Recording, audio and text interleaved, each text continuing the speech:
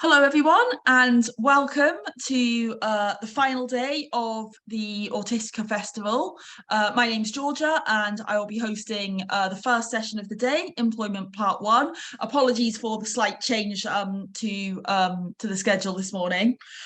We know there are many barriers for autistic people in seeking meaningful and sustained employment. Pathways into employment can be burdensome, with recruitment methods that don't always enable autistic people to highlight their potential, and work environments and practices that also don't always allow for diverse ways of working. This session will feature research with a focus on autistic people accessing, experiencing, and navigating work and work environments. We'll now start the session with our first presenter, Maria Ashworth. Hello, my name is Maria Ashworth and I'm a second year PhD student at IOE UCL's Faculty of Education and Society with the Centre for Research in Autism and Education, or CRE. My supervisors are Professor Anna Remington, Dr. Laura Crane and Dr. Brett Heisman. So my PhD is tracking and evaluating the Employ Autism Network, which is an initiative that involves linking with organisations across the UK to provide paid internships to autistic young people aged 18 to 25 years, and also provides training, resources and mentorship to those partner employers. So today I'll be talking about this training and presenting the findings of my first PhD study, evaluating online training by Ambitious About Autism to change employers' autism knowledge and commitment to inclusion in the workplace. So I will start with an introduction of the background of the study. I'll go on to explain how the study was conducted, I'll show you the results, and then finish with a discussion of the findings. Despite many autistic people wanting to work, autistic people have the lowest rates of employment compared to other disability groups. In the UK, this is only 21.7%. Unemployment has many negative consequences, including a negative impact on an individual's mental and physical health, their quality of life, and can also cause financial hardship. A lack of understanding about autism is a key barrier to employment due to the negative stereotyped attitudes that employers may have. And indeed, autistic people themselves have rated a lack of understanding about autism as their biggest barrier to gaining employment. Such stereotypes have really negative consequences for autistic people looking for those who are already in employment. For example, employers can be reluctant to hire autistic employees because they incorrectly believe that the costs outweigh the benefits. And then once in the workplace, autistic people are faced with the difficult decision to disclose their autism diagnosis or identity, and the outcomes of either decision can lead to negative and discriminatory experiences. Such negative and damaging attitudes about autism often stem from a lack of knowledge about autism. Online autism training has been shown to effectively improve autism knowledge and reduce autism stigma, but this has been shown to happen mostly in populations of non-autistic university students. There have only been a really small number of studies that have focused on employers or organisations supporting autistic adults, and these only mostly used interviews and questionnaires to examine employers' perceptions of autistic employees, as well as to identify other factors related to employment outcomes. There was one study by Scott et al. Who assessed employers' attitudinal change after using an integrated employment success tool, but they found that there was no change after 12 weeks. So taken all together, there is very limited evidence about whether interventions for employers specifically are effective at improving autism knowledge or facilitating better inclusion of disabled people within the workplace. To address this gap in the research, the current study evaluated an employer-focused training programme whose goal it was to increase employers' autism knowledge, as well as their actual practical capacity to promote and facilitate inclusion in the workplace. So specifically, the current study assessed whether there is any change in employers' knowledge about autism and their commitment to inclusion in the workplace from before their training session to after their training session. So the participants involved in this study were 84 line managers and other employees, such as people involved in their team or HR representatives from across 11 different organisations in the UK who were linked with the Employ Autism Network and taking part in the training. To measure participants' autism knowledge, I used the Autism Awareness Scale, which was adapted from Gillespie-Lynch et al. In 2015, and participants rated to what extent they agreed with 12 statements about autism. Just to note, while this measure is called the Autism Awareness Scale, it is actually assessing autism knowledge, i.e. the facts and information one holds about autism, rather than awareness, which would be the feelings or thoughts about autism. To measure participants' commitment to inclusion, I used Professor Marc Brosnan's new Commitment to Inclusion in the Workplace questionnaire, where participants showed how committed their organisation was to 5 areas of inclusion in the workplace, from no commitments in this area to leading in this area. The training being assessed in this study was by Ambitious About Autism, and it was held via a 35-slide PowerPoint presentation hosted online via Zoom using the screen share function, and it was led by one trainer who was an employee of Ambitious About Autism. The training, called Understanding Autism in the Workplace, essentially provided an overview about autism, provided information about how autistic people experience the world, as well as information about how to support and implement workplace adjustments for autistic individuals at work. To note that the trainer for this study wasn't autistic, but the training was developed in collaboration with youth patrons from Ambitious About Autism, as well as with a neurodiversity consultant group. So in the study, first the participants signed up to the study and they were given an anonymous ID to complete the other surveys with. They completed the first short survey with the 2 measures before the training. They then did the training and then completed the same survey again after they did the training. So the results showed that autism knowledge increased significantly from before training to after training. And autism knowledge also increased from pre-training to post-training on 7 out of the 12 items, including an item that autistic people are generally uninterested in making friends. They were able to answer more accurately after the training that this was not true. So results also showed that commitment to inclusion in the workplace scores also significantly increased from before training to after training, and follow-up tests to assess changes in specific items also showed that commitment to inclusion increased from pre-training to post-training in one area of inclusion about communicating vacancies. So to recap, autism knowledge and commitment to inclusion in the workplace improved from before to after the understanding in the workplace training. And these findings offer the first evaluation evidence about how effective one of the few available autism-specific interventions for employers is. So the first discussion point is that the Understanding Autism in the Workplace training is really unique compared to previously evaluated interventions for employers. So first, the training's aims were centred around equipping employers with autism knowledge and improving their capacity to implement inclusive practices in the workplace. In line with the social model of disability, whereby disability is viewed as a result of societal barriers rather than someone's impairment, this is really valuable that the current training removes the onus from autistic employees to comply with difficult environments and instead actually focuses on what the employer can do to support autistic people at work.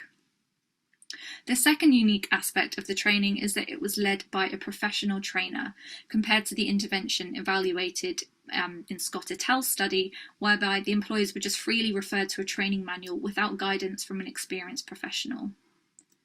And the final unique aspect of the training is that it was delivered online, which has pros and cons. Cons being that the training might be subject to a digital divide, whereby people from lower socioeconomic backgrounds have less access to the technology to engage with the delivery, and the delivery may be less personal.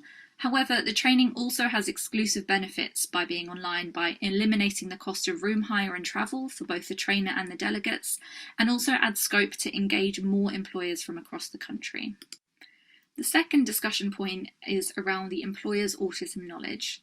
So the employer's baseline autism knowledge was actually very high at 14.03 on a scale from -24 to 24.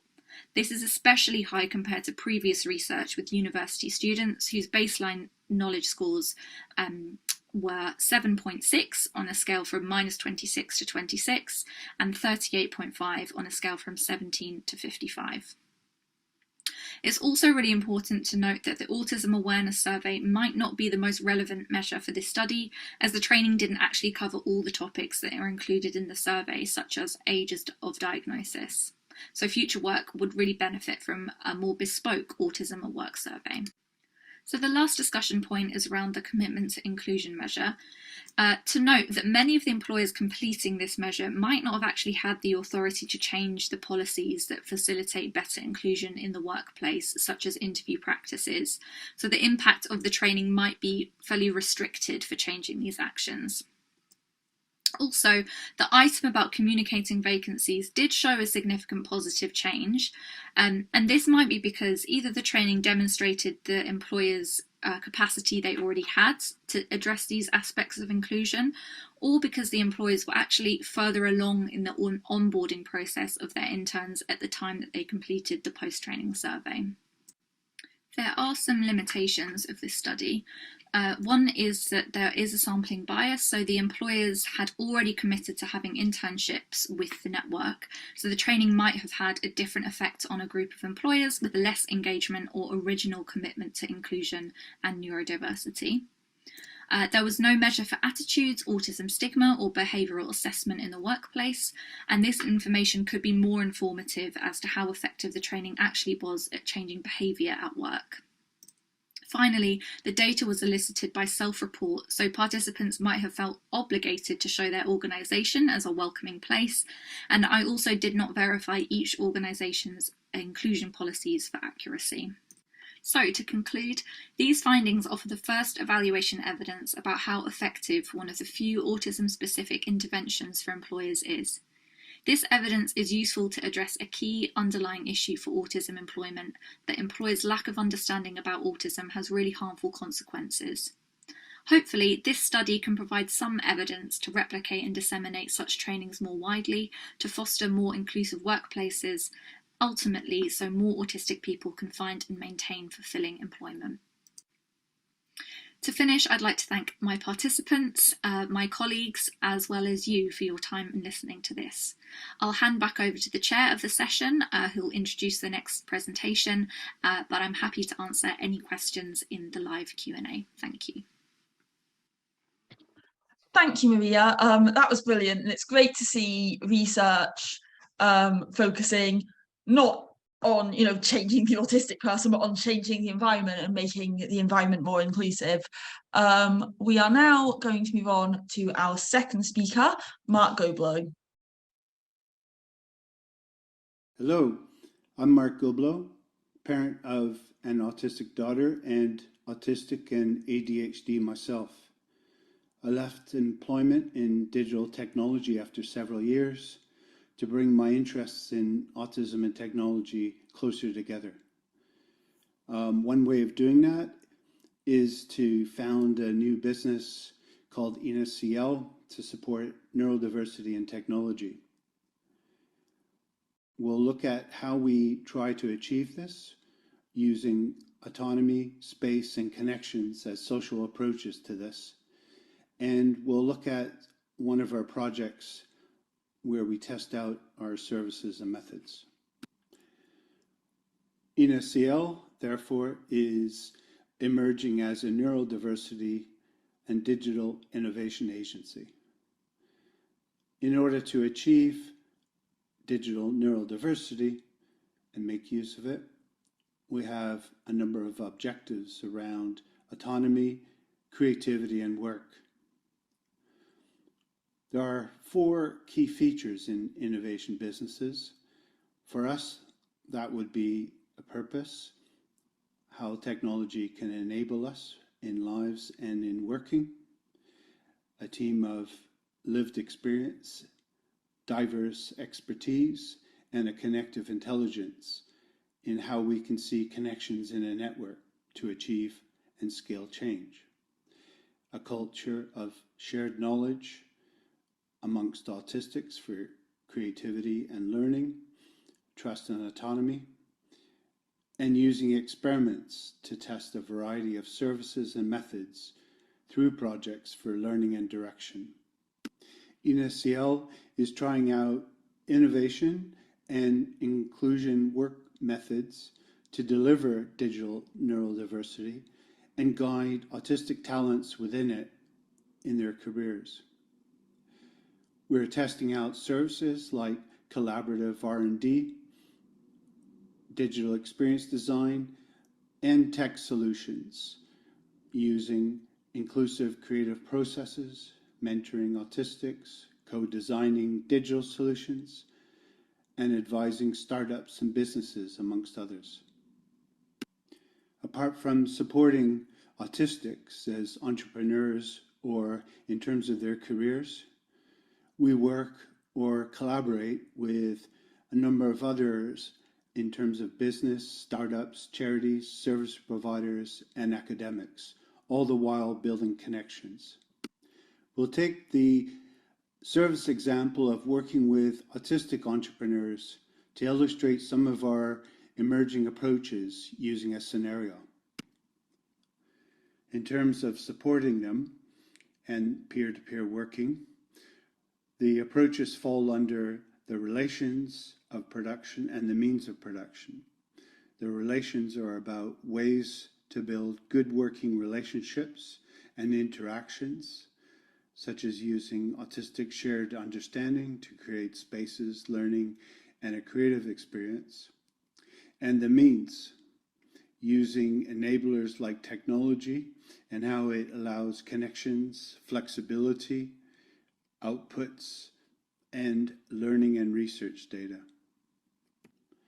A further example is this plan to support an autistic person in a creative process that would lead to a startup business.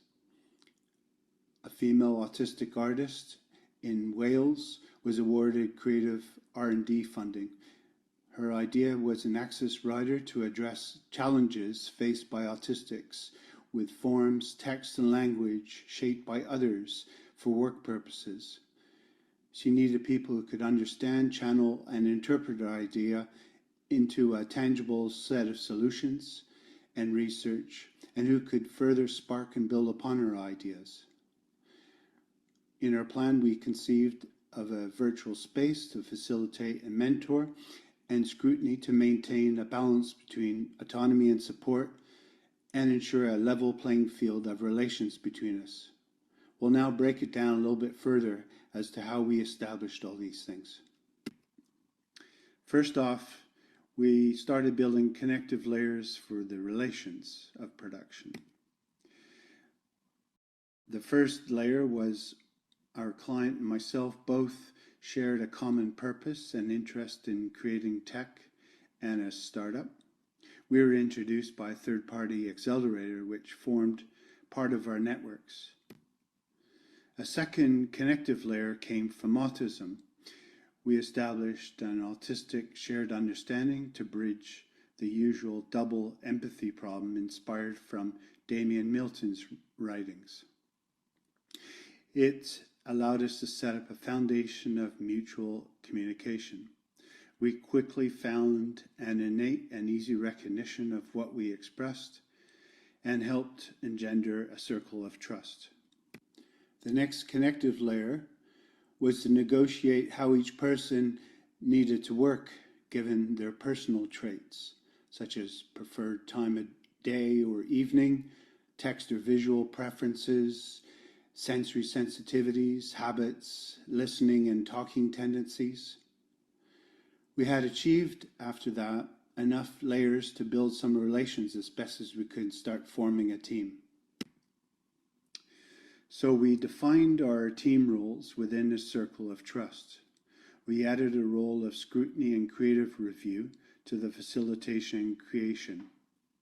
We used avatars to represent ourselves in assigned roles, creator and client, who would freely express and initiate a flow of ideas, facilitator and interpreter to channel and spark ideas and convert them to solutions, and creative reviewer to regulate the balance between support and autonomy and adhere to our own research and ethical standards. We now had a trusted space to define a zone of autonomy around all their roles and relations. We used our connective intelligence again to find connections in our networks and extend relations to others outside our space in order to scale and access other perspectives, resources, and skills. As agents representing our client, we could interface with them and broaden our means of production. Now we'll look at the means of production for our relations. We put together a virtual platform of connected tools to provide flexibility in time, space, and visual ways of working, either together in meetings or apart to manage time around our commitments and moods and feelings. It all built a record of meetings using video, transcripts, comments, notifications, and messaging. We'll show more of this shortly. Miro gave us a nonlinear approach to collecting, creating, and organizing artifacts and material. People could see each other's movements in real time. We could leave comments and tags. Visual material was used like sticky notes, diagrams, shapes, all linked to ideas with digital media, web links, messaging, and so on. Each board could be navigated by zooming in and out and left and right. Google Drive gave us storage for all our files with search and tagging, and Zoom allowed us to see and hear each other across place, share screens, and run closed captions to complement verbal language, using transcriptions to save text and chat and conversation as searchable text, as well as record our meetings as video and sound clips for our record. This all gave us our means of production as a wrapper around the space. We then used it with rituals and interactions to generate outputs.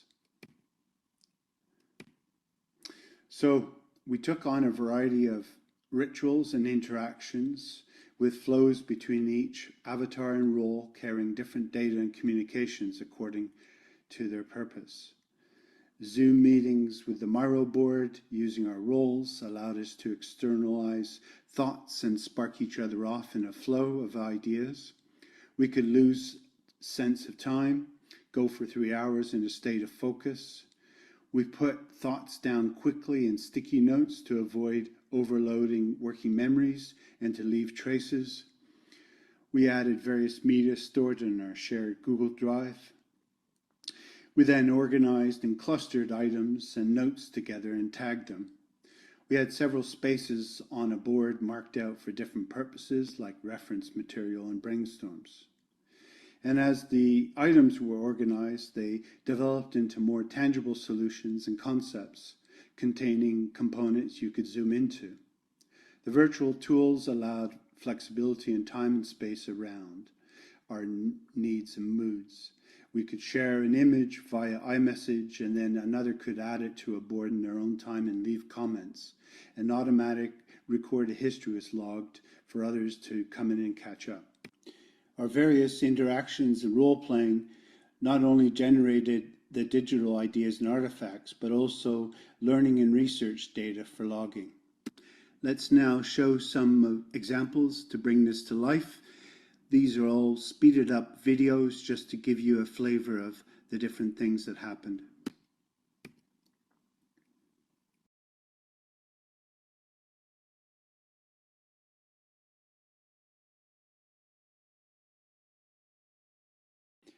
You can see some of our sticky notes, some of them put down quickly as ideas, other media used, and organization using frames and other areas of the board.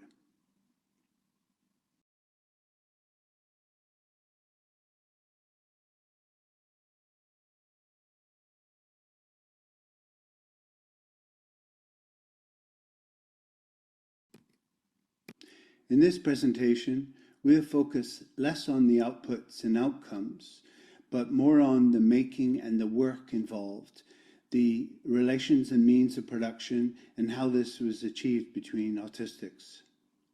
As we said, digital tech can improve neurodiversity lives and work. We have our goals in terms of autonomy, learning, creativity, and better work, a range of methods, and we'll redeploy our methods to fit different service scenarios while collecting further research data to guide us. We hope this has given you some insights into some of our concepts and methods. Please get in touch if interested at markgoblot@enacl.org.uk. We're very open to hearing and collaborating with others. Save questions until the end of the session, till the live Q&A. I'll now hand over to the chair of the session, who will introduce the next item. And thank you for listening. Thank you, Mark. That was brilliant. It was fascinating to hear about all the different tools that can be used to help make individual aspects of the work process more accessible for neurodivergent people. We will now move on to our third and final speaker for this session, Leah Derham-Boyce.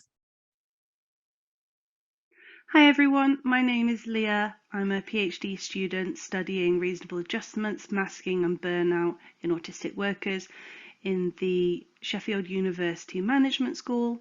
And I'm here to talk to you today about some of the key initial findings that I've made. So, first thing I want to do is tell you about Amanda. Amanda's one of my research participants, and her most recent experience of burnout was particularly difficult for her because she had her first experience of such tremendous intense stress and autistic shutdown that she actually lost the ability to speak.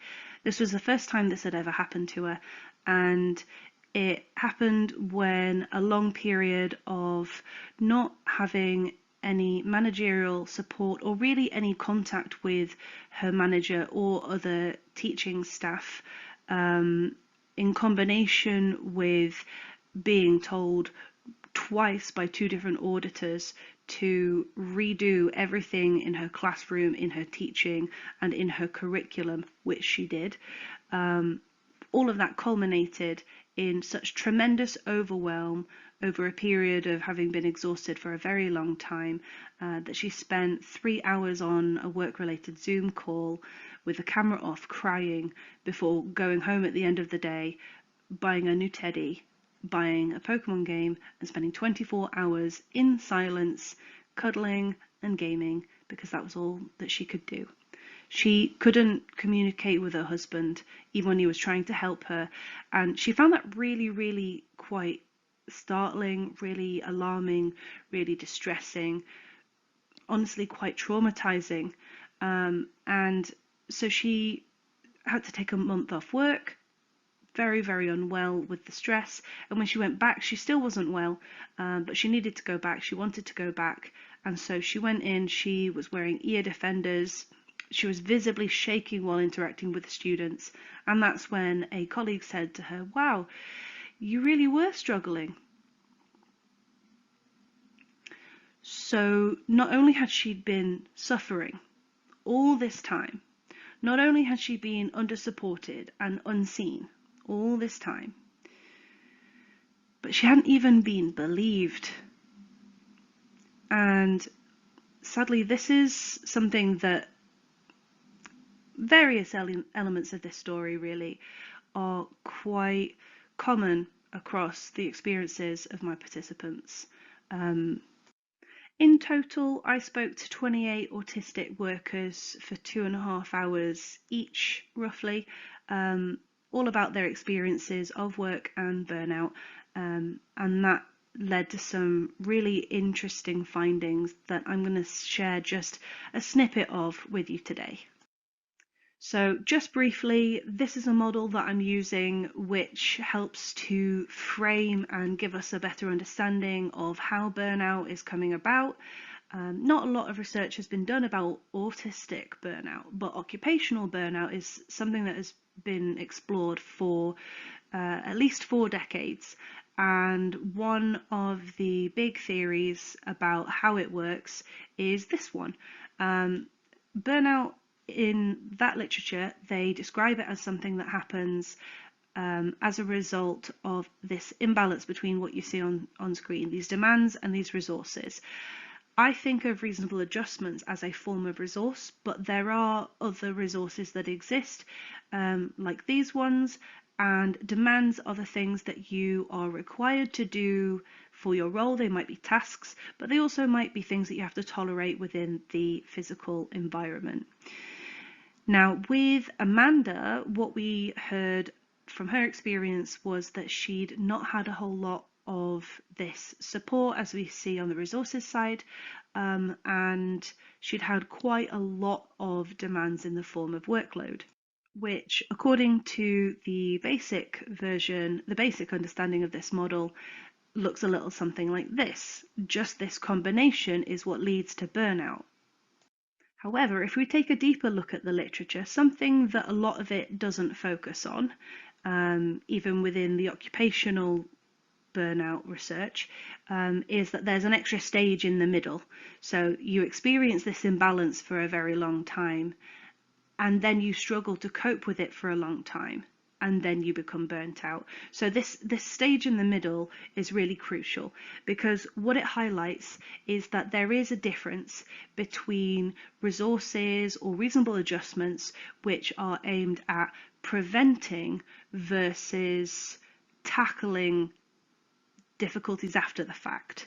It highlights that there is a difference between battening down the hatches to withstand the storm as long as you can versus avoiding that storm in the first place.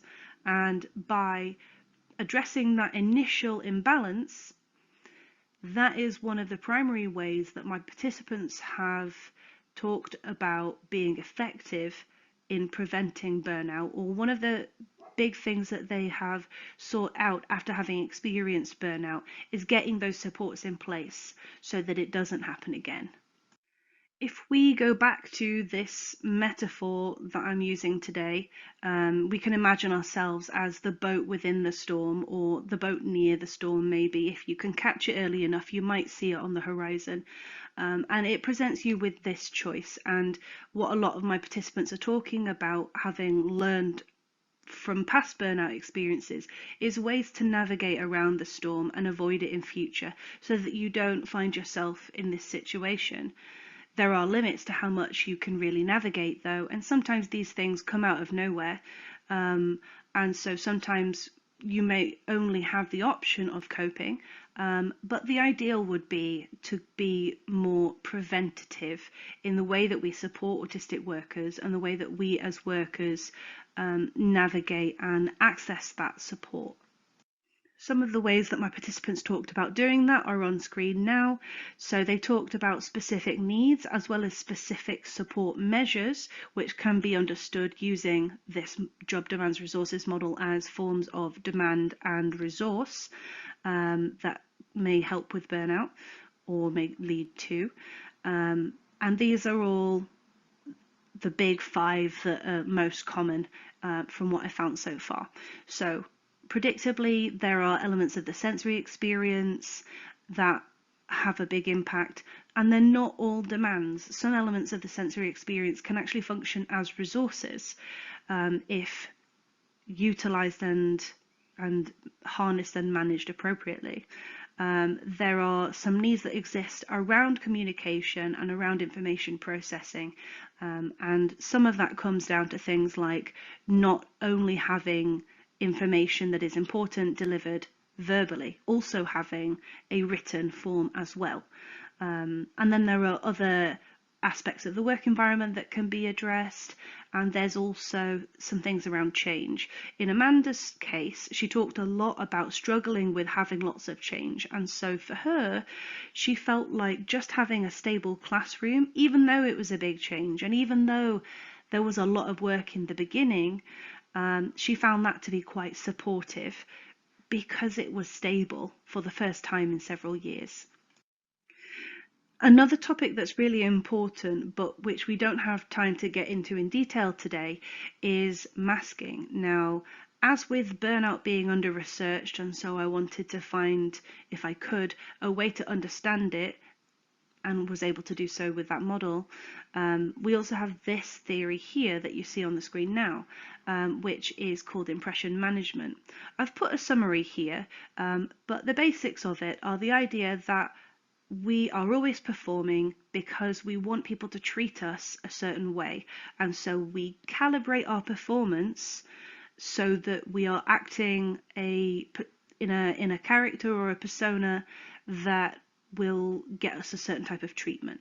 So if we want people to think that we have high status, we'll act in ways that we associate with high status. With autistic people, quite often we want people to treat us like they would treat a neurotypical person, and so quite often we will try to act like one in order to get that treatment. Goffman makes a really important point about how people watch other people, which is, he points out that it's really hard to control everything about your performance. It's a lot easier to control what you say than it is to control how you say things, or what you're doing with your hands or your face or your body while you say it. And so he argues that those non-verbal cues, because they are harder to control, is what people watch to work out if you're honest, if you're authentic. They use that to work out your intent. Now, this is important to remember because it has consequences for things like burnout, things like work. If your performance is a convincing performance of a neurotypical person who is not experiencing burnout, then you may not be believed when you disclose that you're autistic and or that you are burning out. Some of the other issues with masking behaviour like this are around how, in Amanda's experience, you can get so disconnected from what your needs are that you forget them. And it can take a long time for you to relearn them, and to get them met is then even harder when you don't remember what they are. In summary, I just want to say that there is a lot that we can learn from autistic people about their experiences if we ask them, and there's a lot that we can do to try to understand what they're saying to us. For example, using some models like the ones that I presented today that might help us to get an understanding of the underlying mechanisms that are producing the outcomes that autistic people are experiencing. Finally, I just want to finish by saying that looks can be really deceiving. What you see isn't always what you get, and you may never really know the truth of someone else's struggles, so it is important to listen. Thank you for listening to me. I'm going to pass back to the chair now to introduce the next talk. So please just save any questions or comments that you have for the Q&A session at the end, and I'll be happy to answer any that you have then. Thanks a lot. Bye. Thank you, Leah. That was really powerful stuff, and a timely reminder that we should be looking at preventative support, supporting autistic people so that they don't reach a crisis in the first place rather than only intervening afterwards. Thank you again to all of our speakers. We're now going to move on to the Q&A. So you have hopefully been sending lots of questions, so thank you for that, and our speakers will be joining us now, hopefully. Brilliant. Hello everyone, and thank you again for such insightful talks this morning. So to start us off, our first question is for Maria. Someone has asked, what kind of organisations and employers were involved in your research, and whether the training needs to be adapted depending on the type of job and the type of employment environment? Yeah, thank you very much for that question. So yeah, it was a real range of organisations who are involved in the training. They were quite big organisations. I think that was the main common theme, but it was a range of quite public sector organisations, quite a few in kind of IT or consulting, and then other organisations more related to marketing and those kinds of things. So yeah, like I say, the common thread within them was more that they were more big organisations, more big corporate organisations there. And yeah, it's a really good point about different organisations maybe needing more tailored training specific to the type of work that they'll be doing. This wasn't offered in this case, so the training was standard across all the different types of organisations who were involved there. But it was a very general overview of kind of, like I mentioned, autism and the kind of workplace adjustments that could be useful, how to implement them. And then there was a live Q&A session at the end for more specific questions. So yeah, I think it's a really interesting point, and I think definitely you might see more change or different changes if the training is more bespoke for each type of organisation. But I think that is just a question of capacity for the charity, really. I mean, they have so many organisations related to this network now, so I just don't think it would be feasible at this point to do that. But just to kind of add on to that, that the charity does offer more tailored support for each organisation throughout the whole internship process. So they are always a point of contact for the employers. So if they have specific questions more related to the type of work that they'll be doing, sorry, then they are there to do that. But yeah, at this point, the training isn't able to be bespoke or wasn't bespoke in that sense. But yeah, hopefully that answers your question. Thank you for asking. That makes sense. Thank you, Maria. We have another question here for Marc that says, thank you for your presentation. How does your project help autistic people to take that first step in getting employment? Hi there. Thanks for that question. I guess this project was not only focused on employment, but quite a few other things. It's also a model for how it's possible to work. But I guess in terms of employment, a big part of this was, here's an alternative to traditional employment. We could also create our own tech startups. We could freelance. We could be a bit more in control than only having jobs as an option. And I'll be honest, myself, after several years, did that, went that independent route. Others do that right away, and others might do it later on. So to be honest with you, it could be at any stage. And this is only one approach. So the idea was to illustrate that it is possible to find a space where you can be creative and work on something that could lead to a startup business, for instance. So the case that I brought up was to support a brand new entrepreneur in her first tech startup, coming from the arts world, really. Alternatively, I'm also working with people who are already working but want to switch to something in tech because they feel they might have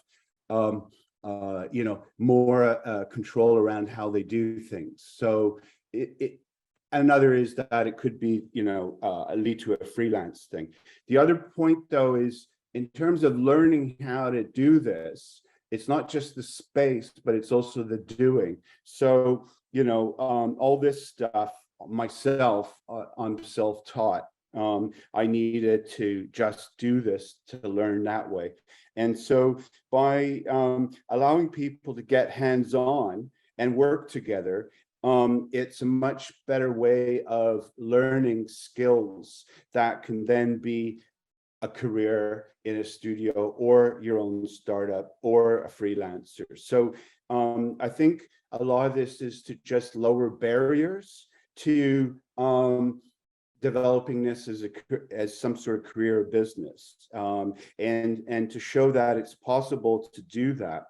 And to be honest with you, also, this came under the banner for the Royal Society of Arts, who have helped me, called The Future of Work. So we're looking ahead to new ways of working, not just the old ways.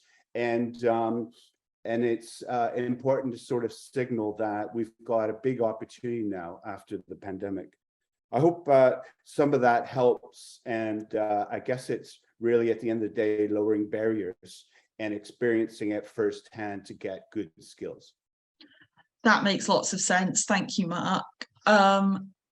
Another question now for Leah.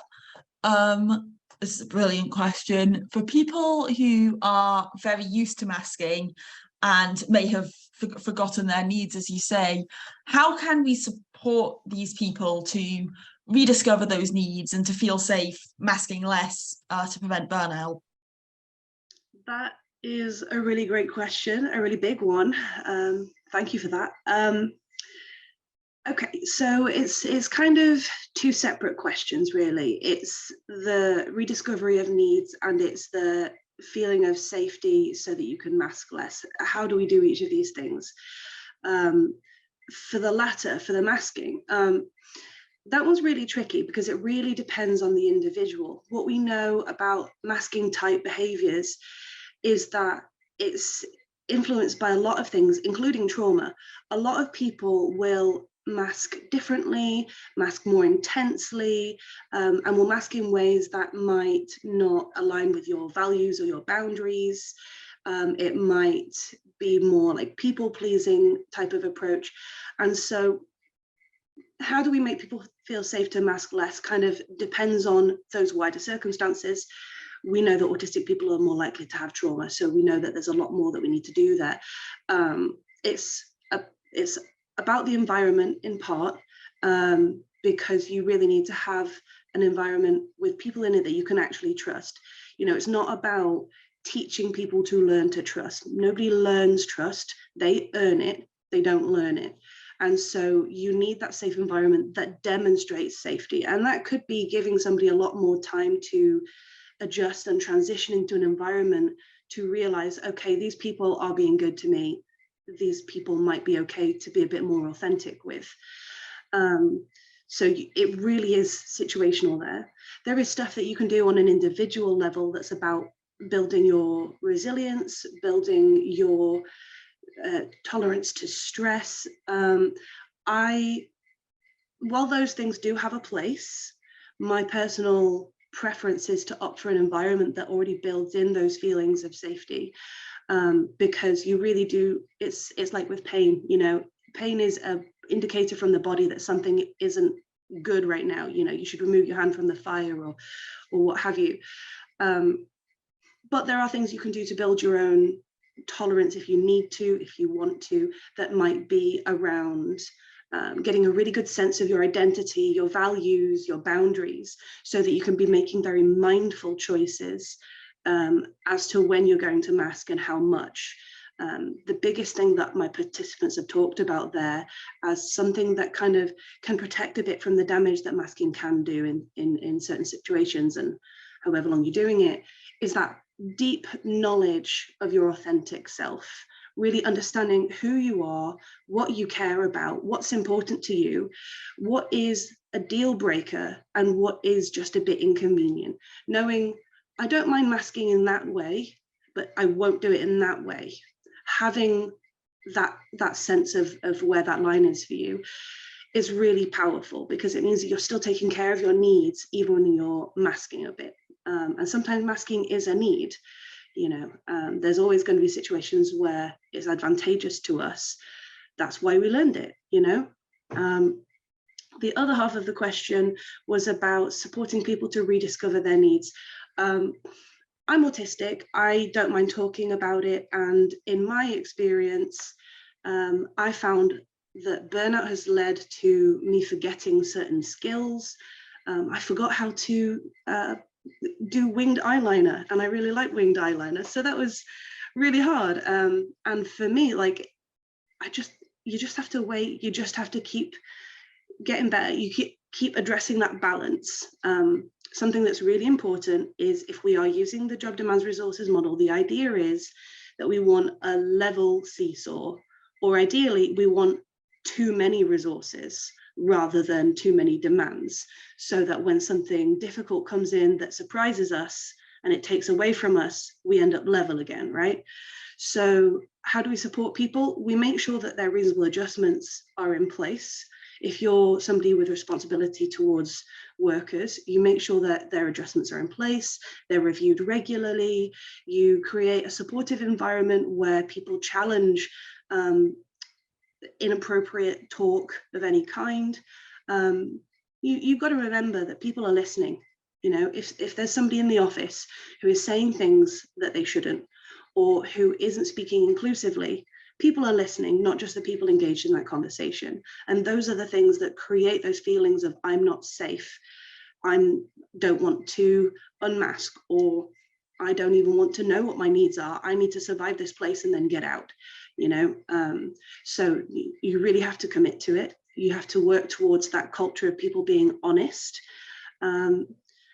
I think in terms of that need rediscovery, that could take a very long time. Sometimes it could take years for some people. Sometimes it might only take a few weeks. It's important to be honest with yourself, both sides, both parts of this question, the masking and the needs. It really comes back to being honest with yourself about who you are and what you're experiencing and what you need. And that's really hard when you're alexithymic, or you have other reasons to not understand what's happening inside your head or inside your body. It's really, really hard. I went scientist about it, and I made notes, and I would like get an app that I can go, oh, my mood on this day was this, and I didn't do anything about my sensory needs. So that tells me my mood would probably be better if I did. And I can, you know, change that graph and like change the, you know, using all of the apps to work these things out. The biggest thing is about making sure that support is there, and that you're noticing how you're responding to things over time. If this lack of support always leads you to feeling stressed rather than sad, then that's telling us there's something there that is high energy but low positive feelings, if that makes sense. So really watching yourself and your responses to things. That makes lots of sense, thank you. And a particularly good point about just not being something that you can teach people without a supportive environment as well. So we have a question for everyone on the panel. I'm not sure who will want to chime in first. What are the potential positive outcomes of your research projects, and how might they change employment practices for autistic people? Is anyone particularly keen to dive in first? I might, go on then, Marc. Sorry, just finally unmute. Yeah, I guess just quickly, you know, as I was touching on that, it builds on the point that was just raised around the masking. If it's trying to show that there are spaces we can now create using tech for future of working that can allow us, with the right people, to mask less, hopefully, and as a result feel safer and be more creative, and then we can flourish more with ideas.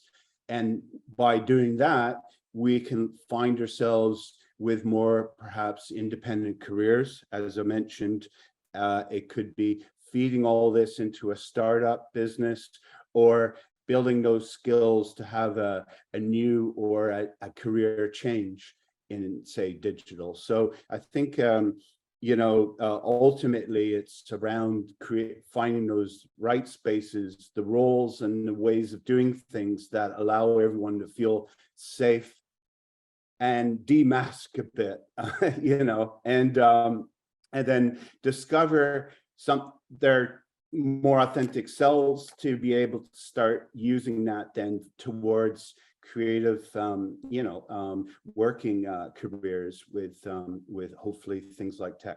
So I hope that will lead to, like I say, it's something that could be picked up on by other traditional employers too. you know, taking that model and using it elsewhere as a practical tool where people feel safe enough to flourish. So maybe that's another way it could replicate in future too. It would be great to see that.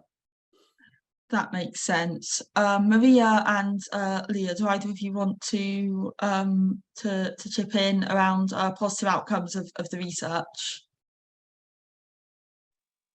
Oh, yeah, Maria? I'm happy to go first. Yeah, so I think my research is quite it's really addressing the stem of maybe that kind of issue around the lack of understanding within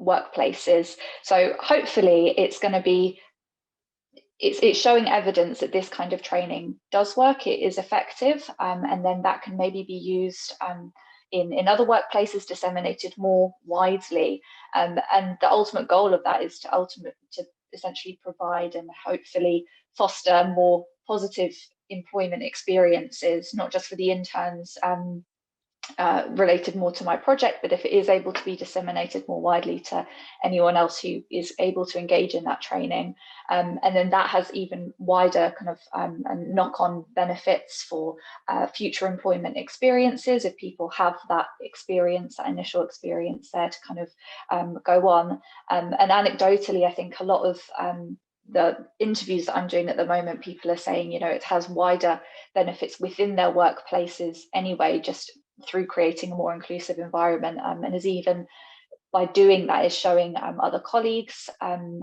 there have been some people sort of saying that other neurodivergent colleagues have disclosed after the employer has engaged with the training as well. So yeah, I think it's got some real opportunity for many positive outcomes. So hopefully it can be used more widely. Thank you.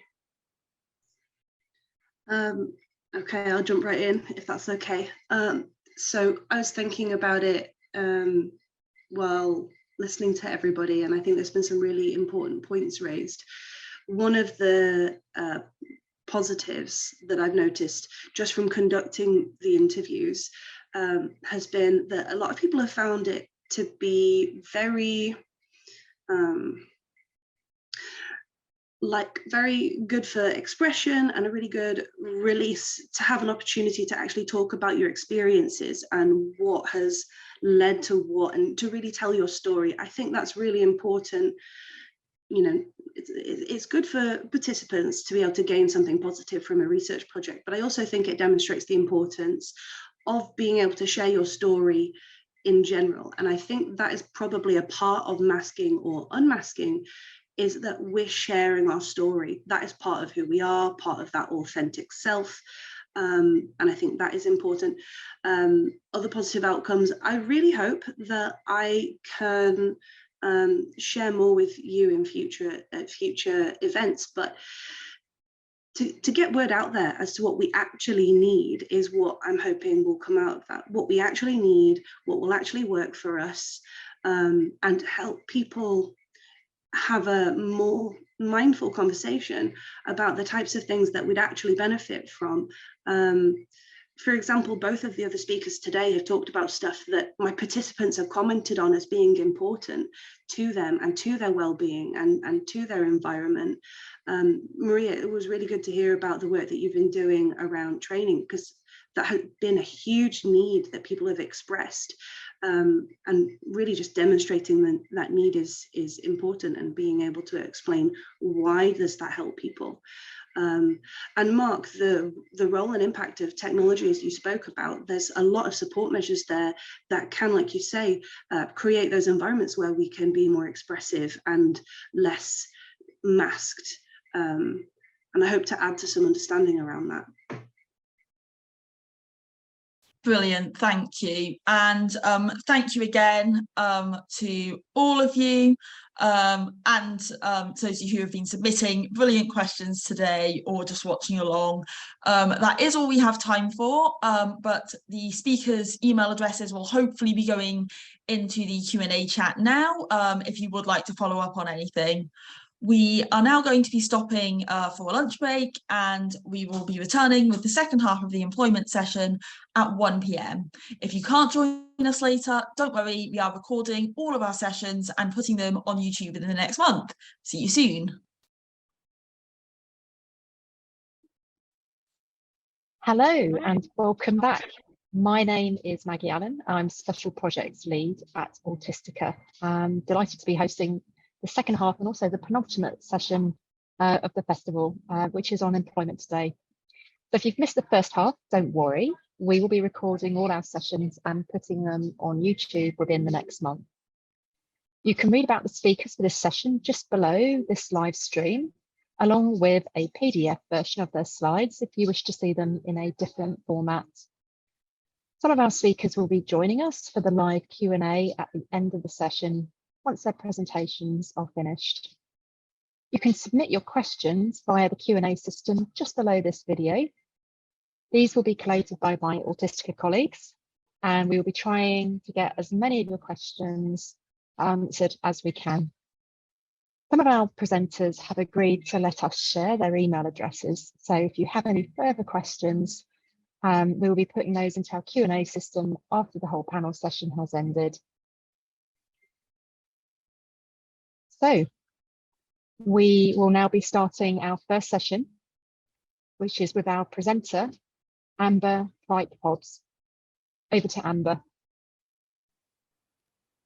Hi everyone, my name's Amber and it's a pleasure to be presenting to you today. I am a research assistant at CRAE, which is the Centre for Research in Autism and Education, and I'm also a student at the University of Kent. So the study that I'll be sharing with you today was conducted as part of the DARE project, which is funded by Autistica, and we looked at the workplace masking experiences of autistic, non-autistic, neurodivergent and neurotypical adults in the UK. And so my work on this project was mostly undertaken as part of my undergraduate placement year at CRAE. So I'd just like to take a moment to acknowledge and thank all of the co-authors on the study, but particularly Anna Remington and Jade Davies for being such excellent supervisors throughout. And so just a little bit of background on the study. It's been well established now that in the UK, autistic adults have one of the lowest employment rates amongst all disability categories. Particularly a recent report by the Office for National Statistics last year highlighted that only 22% of autistic adults were in some form of paid employment. And so despite knowing that autistic people have a number of qualities which make them both desirable and competent employees, such as being reliable and creative, there still seems to be a number of barriers which make it much harder for autistic adults not only to secure employment but also to maintain it. And one of the factors that previous research has highlighted as being important in this is the stigma associated with people's autistic identity. And particularly a survey done by the National Autistic Society a few years ago found that more than 50% of autistic employees felt that they had been bullied or discriminated against as a result of their autistic identity. And so to avoid the stigma associated with being autistic, many autistic people may choose to mask in the workplace. And masking is when a person will consciously or unconsciously hide parts of themselves to try and fit in with others. So they may hide aspects of their autistic identity or autistic characteristics to pass as neurotypical and avoid this stigma. And while it's understood that everyone is likely to use masking at one point or another or in some form, autistic individuals are much more likely to use it more frequently, but also to a greater extent when hiding parts of themselves. And because of this, there has been a lot of research in recent years which has looked at how masking affects the lives of autistic people particularly. And it's found that it can lead to significantly poorer mental health, but also higher levels of stress. And additional research in this area has kind of found that these negative effects of masking are worse for individuals who will mask across several social settings. So for those who mask at work, but also perhaps with friends or with family members, are likely to experience poorer mental health and higher levels of stress than those who perhaps only mask in one of those settings. And so while we know that autistic people's lives and well-being is worsened by masking across all of these contexts, it's still unclear about whether masking kind of differs between these specific contexts. And this was kind of the focus of the main study. So we looked at specifically masking in the workplace and how this compared to masking socially, so with friends or with family. And in light of this, we kind of had three main research questions for the current study. They were, what are employees' experiences of masking at work? How does masking at work differ to other settings? And how does workplace masking differ between autistic, non-autistic, neurodivergent, and neurotypical employees? So just to clarify here, our non-autistic neurodivergent category were people who were neurodivergent but weren't autistic, so people who were perhaps ADHD or were dyslexic or dyspraxic or had a number of specific mental health conditions. And then, so looking at what we did for our study, we had quite a large sample of participants, which comprised of 285 autistic, 88 non-autistic neurodivergent, and 99 neurotypical adults who had some experience of being an employee in the UK. And so all of our participants completed a survey about masking, which had both open and closed questions on it. Our open questions allowed participants to write as much as they wanted about the topic, and these were then analysed using a technique called thematic analysis, which is where shared topics across participants' responses or answers were then grouped together to form what we call themes. And so looking at what we found for our quantitative data, so the data from our closed questions on the survey, we found that masking was used by almost all of our sample, but it was used the most by our autistic and non-autistic neurodivergent, with 95% of our autistic participants saying that they'd masked in some form in the workplace. But despite being so widely used, there was a much smaller proportion of our participants who felt like they were able to then talk about these experiences with other people in the workplace. So as you can see here, there was only 38% of our autistic participants who said that they had been able to speak about their masking experiences with other people, so with their colleagues or employers or managers. And then going on to our qualitative findings, so what we found from the open-ended questions on our survey, we found that the decision of whether to mask or not at work varied quite a lot between participants. So while for some, the workplace was the only setting in which people masked, for others, it was just one of many social settings that they masked in. But for those who masked across several social settings, what was important in kind of distinguishing workplace masking from social masking was this element of choice. So while in social settings, people felt that if masking got too much, or they didn't want to mask, or they didn't have the energy to mask, that they were able to remove themselves or leave that situation. Whereas in the workplace, masking was felt to be much more compulsory. They couldn't leave. It wasn't something that they could really opt out of. And this is kind of demonstrated by one of our participants who wrote that it is not always possible to have space at work when I need it. In my social life, I don't have the same restrictions and can decide when enough is enough. And so then when we looked at kind of the main reasons or motivators for masking in the workplace, they kind of came under two kind of main umbrella categories. So that was both social reasons and then professional reasons. So socially, masking enabled participants to fit in at work. It enabled them to form friendships with colleagues, particularly neurotypical colleagues who they felt like their friendship wouldn't be possible if they didn't mask. And when speaking about this, one of our participants wrote that non-autistic people won't want to get close to me, either personally or professionally, if I don't mask as best I can. And so in addition to this, in addition to kind of being able to form these friendships, to also help them to avoid workplace discrimination or bullying that they might be otherwise subject to if they didn't mask their autistic traits. And then professionally, masking enabled participants to both secure their job and maintain it, but also to progress their career whilst they were in their job. So by means of kind of job promotions or pay rises, people were able to have better job prospects from masking. And then masking also seemed to be integral for participants to be perceived by their managers or colleagues as being good at their job. And this worry about not only being seen as competent at their job if they presented with neurotypical traits or characteristics was something that many participants shared. And when speaking about this, one of our participants said that if I were to be completely natural, I would worry that people's perceptions of my behaviour may affect their trust in me to perform my duties. And so here it was clear that while participants' standard of work might be the same whilst masking or unmasking, it seemed that these neurotypical traits and characteristics were essential for people to be deemed as being good at their job. And then we also found that workplace masking also had a number of quite serious and severe disadvantages for participants. So while it allowed participants to form friendships that they wouldn't otherwise be able to, or have greater job prospects from masking, it also had this negative trade-off with aspects of their personal well-being. So firstly, in masking their difficulties to others, such as their sensory sensitivities or maybe feeling overwhelmed with their workload, it meant that participants felt that they were precluded from seeking help or support from others in the workplace, or letting others see that they were struggling and being able to offer support. And then somewhat linked to this, because participants masked their difficulties at work, there was an additional pressure to then maintain these behaviours, which was extremely exhausting and draining, kind of used up a lot of our autistic participants' cognitive resources.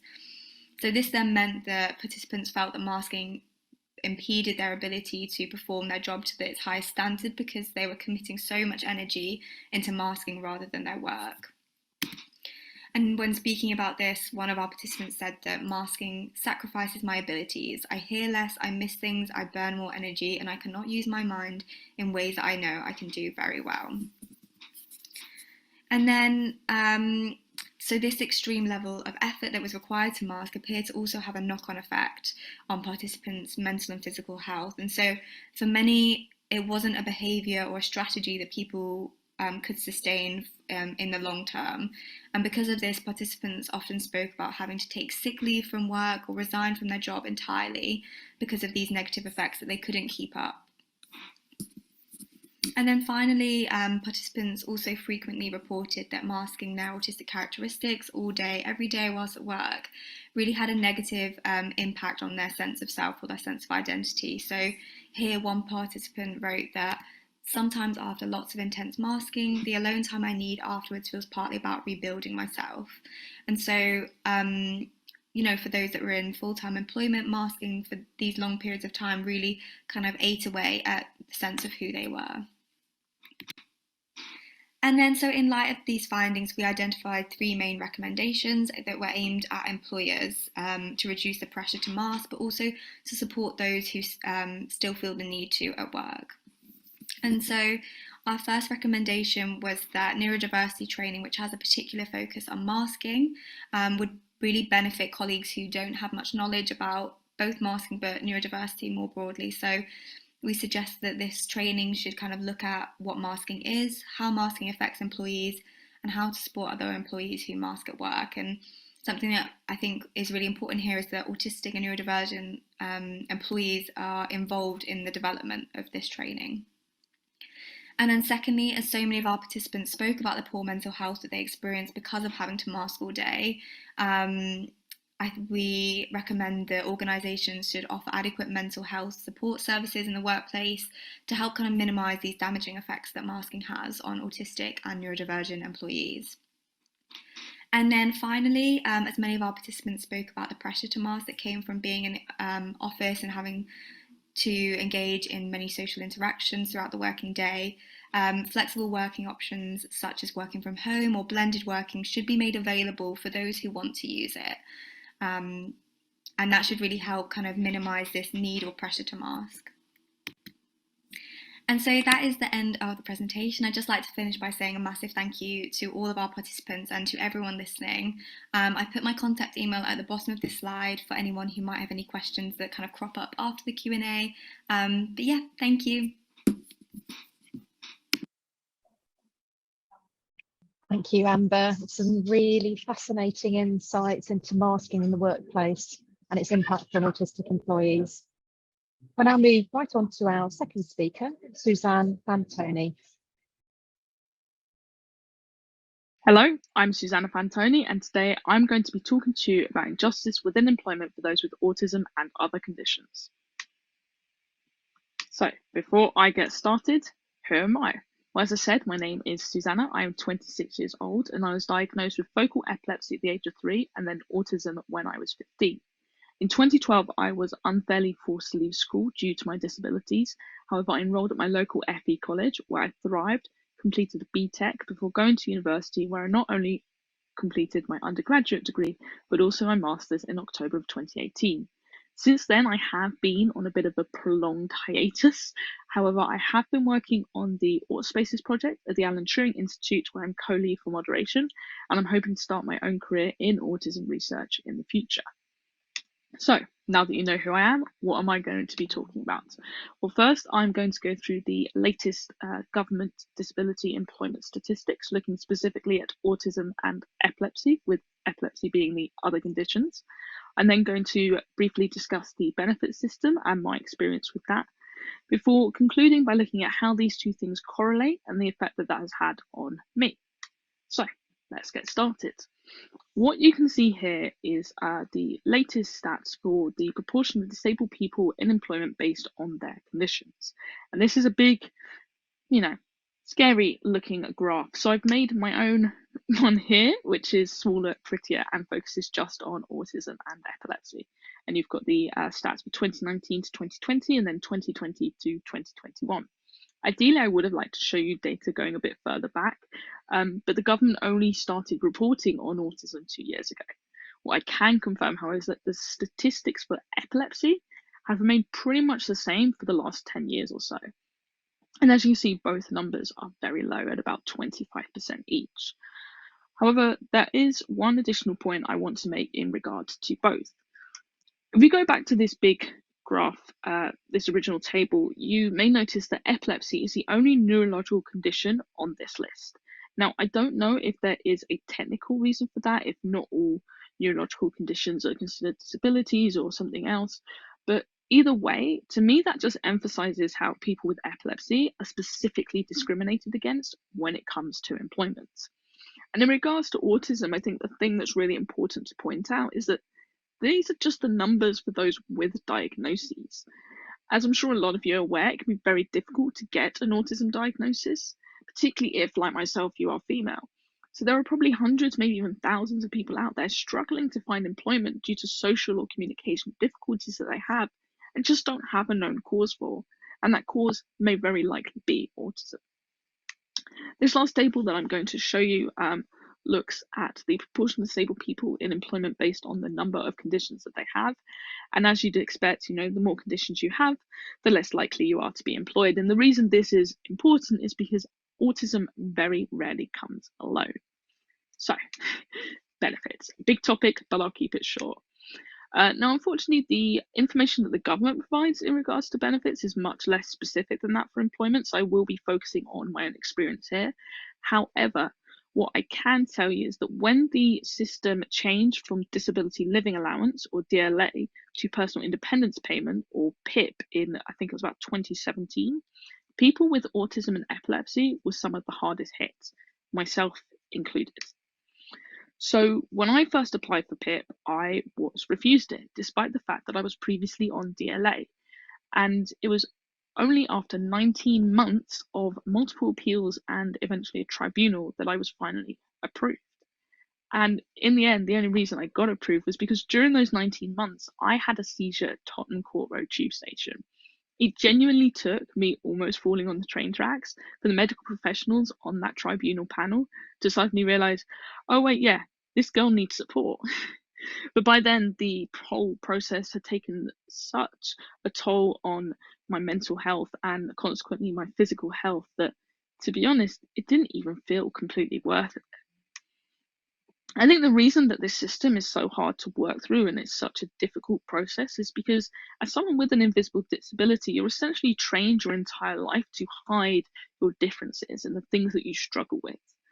I've faced systemic ableism ever since I was a child. I've been bullied for being different, punished for things that weren't in my control, and missed out on so many experiences and opportunities for a variety of reasons. Yet, all of a sudden, I'm being told that I'm not disabled enough. And in order to prove that I am, I have to suddenly start admitting to all those things that people have been telling me my entire life are bad. I had to dig really deep and start opening up about a lot of things that I was in denial about. And it can be a really confusing and even traumatic experience to have to go through. The day before my tribunal, I wrote a blog, and this is what I said.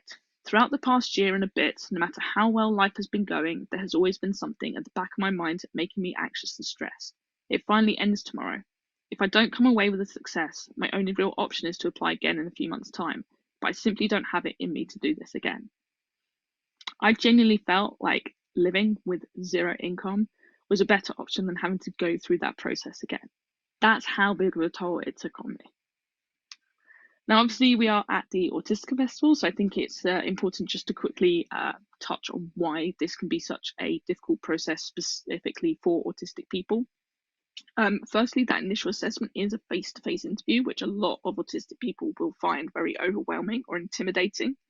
But the main issue is that studies have shown that people with autism have a tendency to respond to questions as they believe the asker wants them to be answered rather than telling the truth.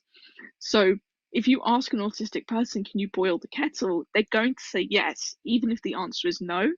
And as a result, they're going to tick fewer boxes, score fewer points, and not qualify for PIP. So let's put this all together and see what it means. Well, based on the stats alone, I have approximately a 32% chance of ever becoming employed. And to be honest, that makes me feel worthless and helpless. I already have an intense fear of rejection due to the discrimination and bullying that I've faced my entire life. So the idea of having to apply to job after job and receive no after no is just too much for me. It makes my stomach twist just talking about it. And I don't have the mental capacity to go through that, particularly knowing that those no's are probably because of my disabilities and not my capabilities. I'm going to touch on this, or rather expand on this, by going back a decade. As I said at the start of the presentation, in 2012, at the age of 16, I was unfairly forced to leave school. I developed non-epileptic attack disorder, or dissociative seizures, after my first experience of status epilepticus. And the school simply weren't willing to pay for the additional support and supervision that I needed if I wasn't guaranteed to give them top grades. What was supposed to be a meeting to discuss how the school could better support me actually ended up being my head teacher looking me straight in the eyes and saying, "You cannot come back next year." And after that, I fell apart. I left the room, had a meltdown, and whilst I was outside calming down, she told my parents that I would never achieve anything. And looking at those stats, I fear that she's right. Not because I don't have the capability. I think I've already proved that I do. I have a master's degree. I even qualified for Mensa a few years back, but simply because the world just isn't willing to let me try. And when we combine this with the fact that it is so difficult for people like myself to get benefits, you really just have to ask yourself, what are we worth to society? If the public aren't willing to employ us and the system isn't willing to support us, then who cares? What are we? Are we just useless things? And honestly, when I look at these stats, that's how I feel. It's a really upsetting thing, to be honest, because there is an extreme lack of support out there, and it's difficult. This is a systemic issue, as I think my last a bit over the top point suggests, and I honestly believe that the only way that we can make a positive change is to start spreading positive and informative information to as many people as possible. And obviously that's where research comes in. That's why organizations like Autistica is so important. We need to start changing people's perspectives. People need to stop seeing those with disabilities as liabilities and start seeing us as people who simply have different capabilities. Thank you for listening. I hope you've enjoyed this presentation. On the screen now is the information about where I got the data, credits for the illustrations I've used, and my own website. You can head over there now and subscribe to my blog. I haven't been posting a lot lately, but I promise if I get any new subscribers today, I will put a blog up ASAP. And of course, if you have any job opportunities, please let me know. Thanks again for listening, and I look forward to answering your questions during the Q&A.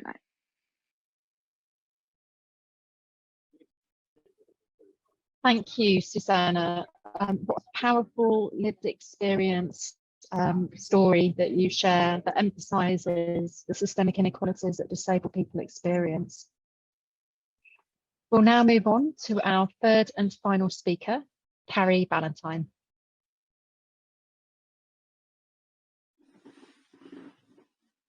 Welcome to our presentation on the employment experiences of young autistic adults.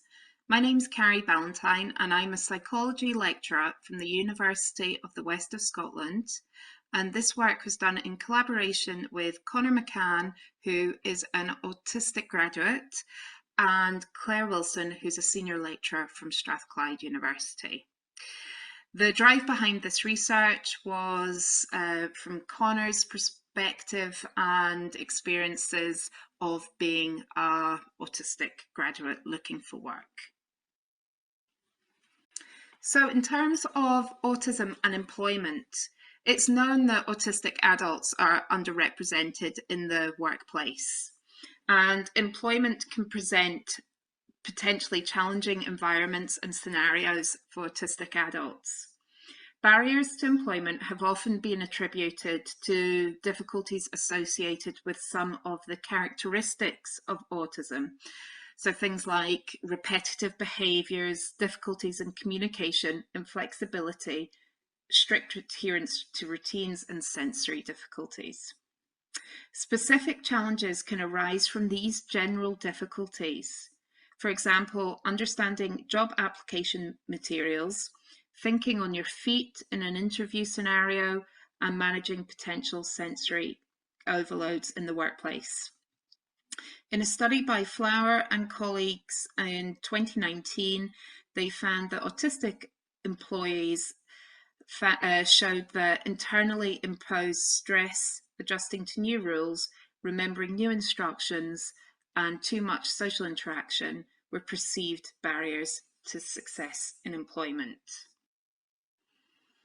Indeed, it's not just autistic characteristics that are barriers to autistic adults entering work. Personal factors, in addition to autism, have also been found to affect employment outcomes for autistic people.